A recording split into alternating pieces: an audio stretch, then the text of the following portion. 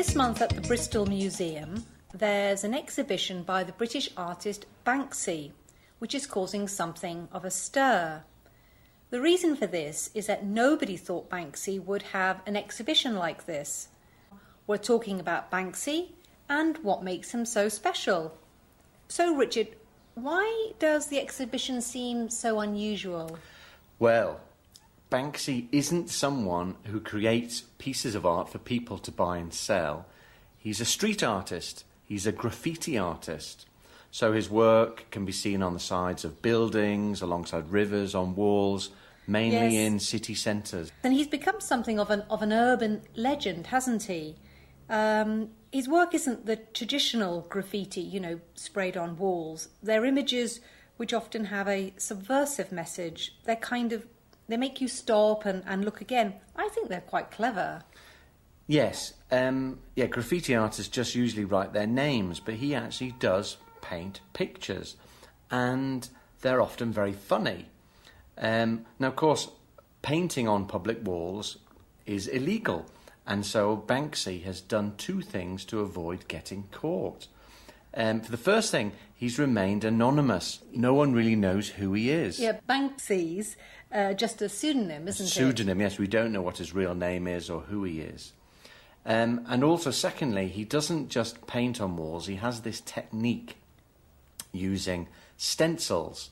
So that means he can do the pictures very quickly, prepare the images in advance, and then he just quickly sprays through the stencils onto the wall. So it's a different technique, and it is real art, I think. There's a lot of his work on the streets in Bristol and in London too. Yes, in fact, one of his early works that made him quite famous is on the wall of a main street in Bristol. It shows a naked man hanging from outside a window while another man is looking for him. The council in Bristol asked residents if they wanted it to stay, or if people didn't like it, they would get rid of it. But apparently nearly everyone said they wanted it to stay. If you go to Bristol, you can still see it. Great. And he's also done some huge paintings in the United States.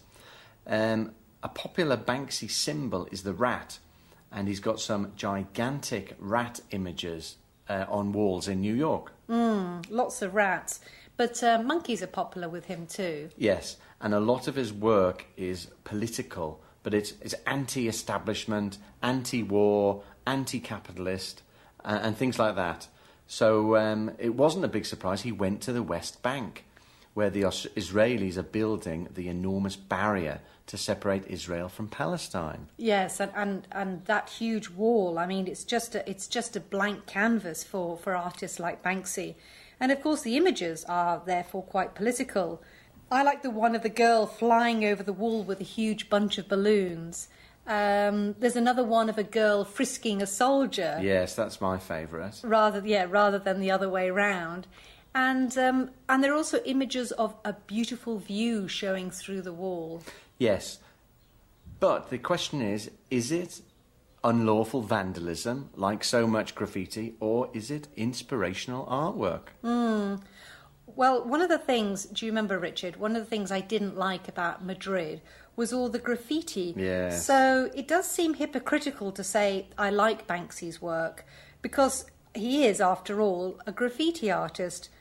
I don't know, but I feel it's got more of a point somehow, and I enjoy the messages. Yes, that's the problem, isn't it? It's a point of view. I think it's art. But what do the listeners think? Are people like Banksy artists, and therefore maybe get lots of money for their works, or are they vandals? Or maybe even both? So we'd love to hear from you.